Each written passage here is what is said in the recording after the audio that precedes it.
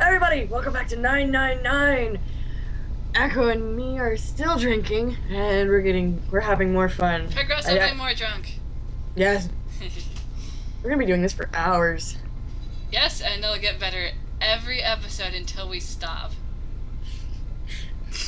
Then we'll have to start all over. Better or worse? It'll be better, worse. It'll be worse. It'll be what? It'll be worse. Bed wars. Bed wars, gross. Okay. Oh god. Okay. So we're gonna okay, anyways. Still, he had to I was in the middle of a sentence. Indeed. Damn, I didn't mean to do that. Junpei grabbed a handle and threw all of his weight into it. Gah!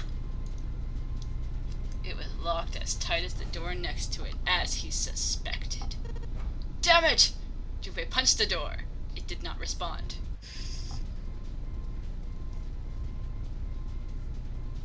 Were these the only doors, he wondered?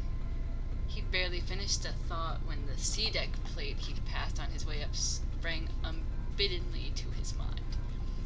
His body moved before he had time to think. Junpei turned and ran back towards the stairs. Down. He had scarcely taken a step when, at the top of the stairs next to an ornate clock embedded in the wall, he saw a person. It's number 9! It was a girl with much smaller breasts. And, slightly less... A lot more clothing. Yeah. It was a girl. She looked to be the same age as Junpei. He froze, unable to look away from her dazzling beauty. God. He wasn't confounded by her beauty or something equally silly. No, there was another reason he couldn't take his eyes off the girl. Junpei had seen her somewhere before. He couldn't quite remember where, but he knew he'd met her before. Do you go to my school? No, did we have, sex ed together? What? The girl, too... So everyone, Echo's officially drunk. The girl, too, stared at Junpei, similarly stunned. Her response suggested she'd seen him before as well. Third row. Calculus. Without saying a word, Junpei walked slowly towards her, wrapping his arms around her and kissing her passionately. Yep, he's drunk. What? Oh, that's not what it said? I'm sorry. She didn't move. It was almost as though she was held in place by some sort of magic spell. As Junpei stepped onto her landing, the spell broke. No sooner had he set foot down than the whole ship shook a second time. Baby, when I'm around you, the world moves. The quake caught the girl unprepared, and she fell, but Junpei caught her in his loving arms. Moving on instantly, Junpei leapt to catch her, and missed. Oh, really? Or so he thought. Oh my. Her face was far closer than it should have been, mere inches from his own. He was flat on his back, and she had landed squarely on top of him. The girl seemed as confused as he did, and her face suggested she still hadn't fully recovered from seeing him. It's quite the awkward situation we've fallen into. Too bad we're about to die, because this ship is sinking. For a moment, that seemed to stretch on for a very long time, they stared at one another. The ship stopped shaking. Everything was quiet, except for the beating of his heart. Water could be heard from the bottom of the ship lapping faintly at walls and ceilings, very romantically, but eventually that faded as well. The silence was complete, a thick muffling blanket of sexy. At last, the girl opened her mouth. Oh my gosh! Is that you, Jumpy? Junpei? I'm Junpei. Junpei? Junpei! Is that you, Jumpy? Then I realized I met her when I was only 3, and I somehow had remembered her for this long. Junpei. Jumpy? Her words echoed through Junpei's head, and suddenly, his memory returned. How do you say that? Akane. Akane? Akane. Acne? Akane. Akane. Okay, I'll say Akane. Oh my gosh! Why hadn't I realized it before? The girl was Akane Kurashiki. Kurashiki. There you go. Kurashiki. She and Junpei had been friends in childhood. In the childhood of 6 years, they had gone to elementary school. They were friends during childhood. They'd gone to elementary school together for 6 years, and I didn't remember her until now. What was she doing on the ship? So she definitely looks pretty. So pretty. Her soft eyes were only inches away from his own. He could feel the warmth of her face. Feelings he thought long forgotten began to work their way to the surface. Yep. He could feel his face heating up. At that moment, a speaker crackled to life and a cold, eerie voice filled the room. Man, I had some romantic atmosphere going on, and you ruined it with your face. Fuck it up. Ruined it. Oh, my leg. Welcome aboard. I welcome you from the bottom of my heart to this. And my ship, which is sinking. Welcome you all from the bottom of my heart to this, my vessel. With the voice's invasion, the spell between Junpei and Akane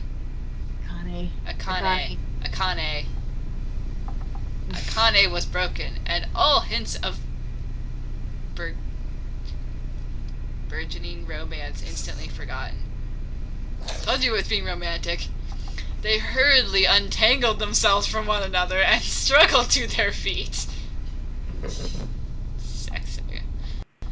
Their 7 companions had heard the voices as well, and many of their faces had gone pale. So I'm guessing the other 7 just rushed ahead and left her behind. That's likely. They looked around frantically, desperate to locate the source of the voice. At last they found it, a speaker set in the ceiling. I am Zero, the captain of this ship.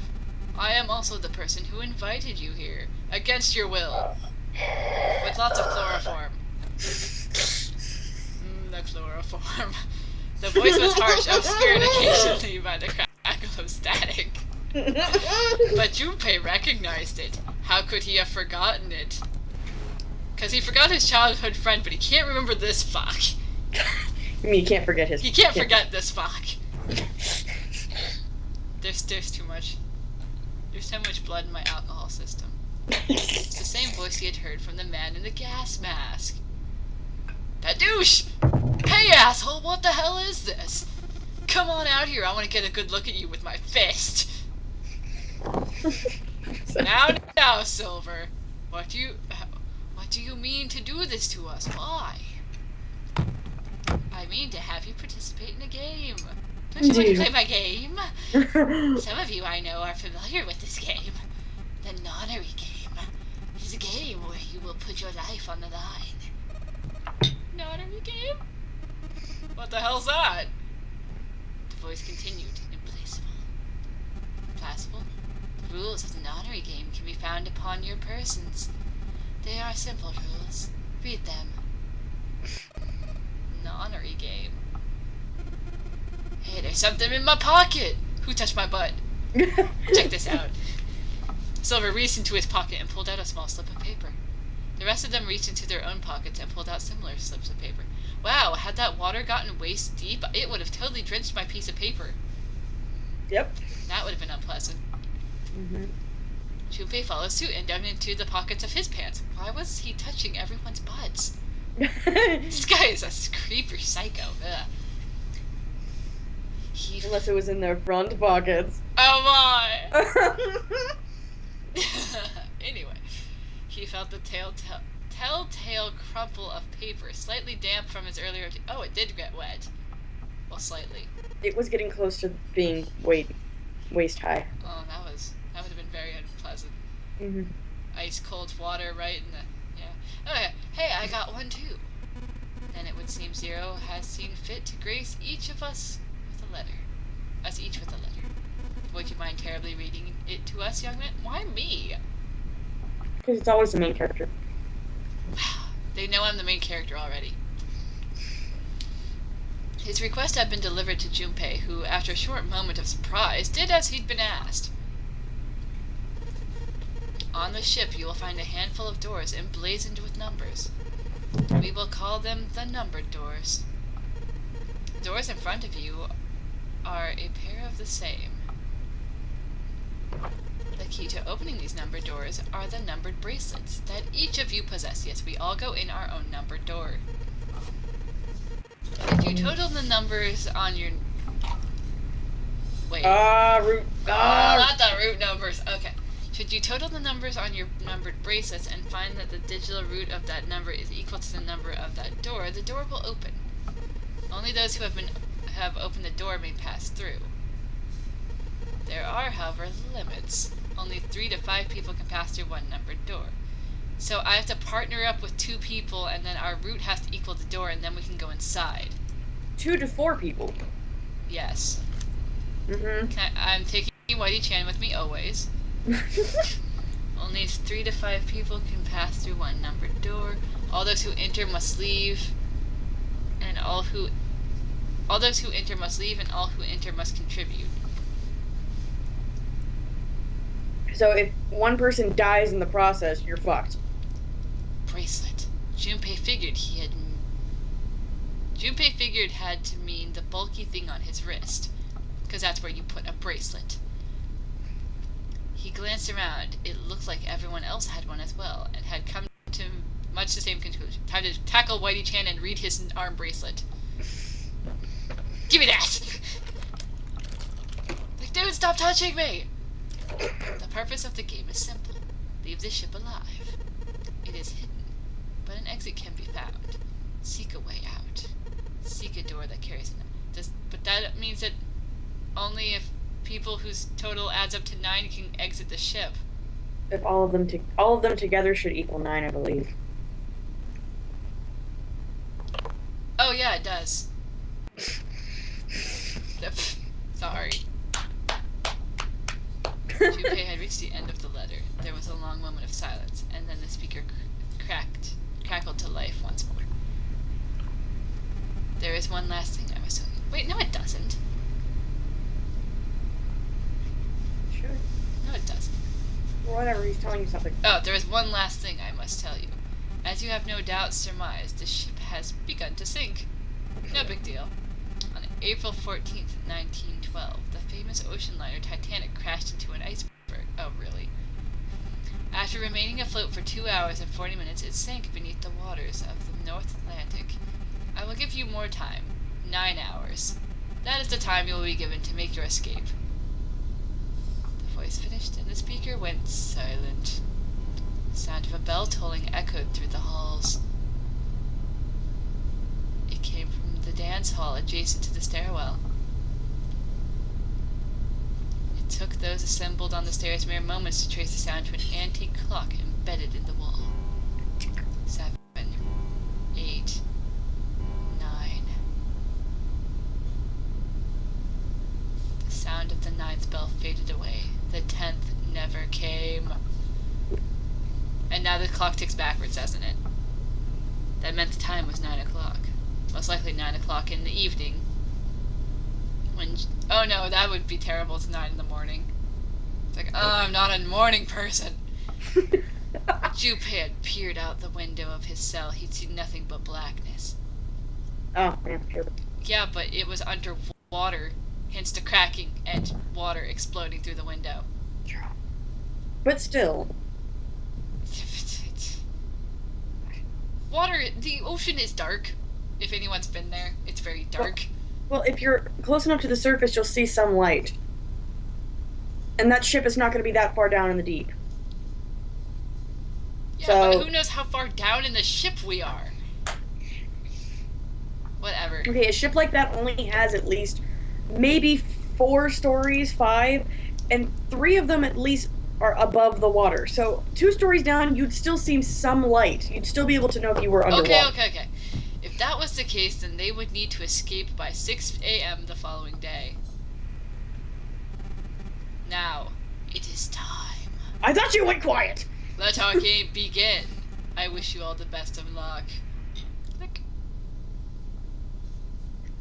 speaker went silent and did not speak again. Thank you. Until it did. And by the way, Silver yelled at the speaker with language coarse enough to embarrass a sailor, but the rest of Junpei's companions were silent, deep in thought. I like Silver. He's a loose cannon on the edge. Reminds me of somebody. I know, I want to take him with me all the time. Sounds like one of my best buddies. Junpei, too, was... Exactly. Junpei, too, was consumed by his thoughts, while Silver continued to mumble obscenities. Mumble, I think he said shouting. Shouting, kicking, screaming, drinking. Drinking, look. There was a great deal he didn't understand. Who was Zero? What was the nonary game? Why had he chosen to make them a part of it?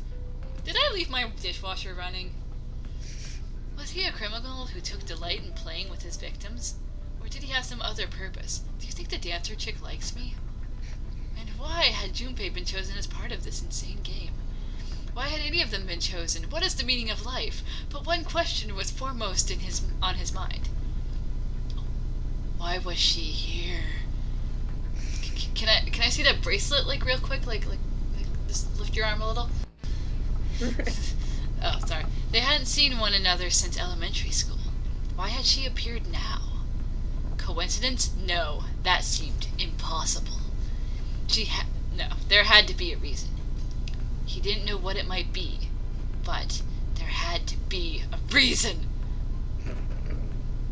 Very well. Gentlemen. Lion's voice seemed oddly loud in the silence. Standing around here won't do us any good. Best we get moving, don't you think? Get moving? Are you planning to open the dumber doors? Wait! Don't tell me you're actually going to do what this Zero says. No, that's not what I mean. Lion shook his head, mildly annoyed. I would be too. I'm saying let's find another way. After all, we haven't really examined this place yet. What? Dumbass! You wanted to go through the doors before, didn't you? Dum. Dum. This chick is very dum. Guys, it's Their separate investigations finished, all 9 people returned to where they'd left one another. Oh. The result of all their work was nothing. Nothing. They were completely sealed in. So yes, you have to play the Their game. hard work had not gone completely to waste, however. They had learned a number of things as they scoured the parts of the ship they could reach. It seemed that they were confined to decks A through C. So A, B, and C. A was as far down as they would be able to go, however. The reason being... the D deck was completely submerged. I bet you have to dive under. Strangely, however, the water had risen no higher than D deck. Meaning I think he just wanted to block off the D deck. Maybe there was nothing important down there. The flow seemed to have been stopped somehow, as evidenced by the surface of the water on D deck, which was as smooth as glass. So smooth I thought I could walk on it. But I, in fact, was not Jesus. The prince knelt down and gently drew his hand across it. Perhaps the Zero fellow has used some sort of remote control to seal a watertight door lower down. He said that our time limit was 9 hours. In other words, the water won't rise for 9 hours. No, that means it will slowly rise for 9 hours. Get that right. No, he'll just, at a certain point, will be like, no, you don't need this floor anymore, flood. Then you're saying we won't sink till then? Well, that may be a little too optimistic. No point to wishful thinking. I think he's blind. I think he's blind as well. There were 3 metal doors on C deck. A single door stood off the side with 2 more on the wall facing the central staircase. None of them had numbers or verification devices. They were, however, locked like the other doors. No matter how much they pushed and shoved, the doors refused to move. The mountain and the lion threw themselves against them a few times, but to no avail. Well, I'm glad all the big people are trying to bust these doors down. It's like the small little girl tried to bust it down, but it didn't work. So we knew it was locked. The door in the back had a keyhole. Just above it was a strange mark in the shape of a circle. Don't peek in there. I heard something bad happens if you peek into holes. Really? Who told you that? I don't know, someone who watches Saw! Echo. I love that movie. Just above it was a strange mark in the shape of a circle surrounding a dot. There were 2 other doors on the sea deck as well, but it was clear they were elevators, as each had a button next to it with an upside-down triangle. But we'll explore more of the deck in the next part. Gosh, so much narrating. Hey, he's kind of setting up the entire area we're going to be playing the game in. This is true. It's going to take a little bit. It's true. Alright, guys. Well, we hope you enjoyed this. We hope you enjoyed the next one, and we will see you next time when playing 999.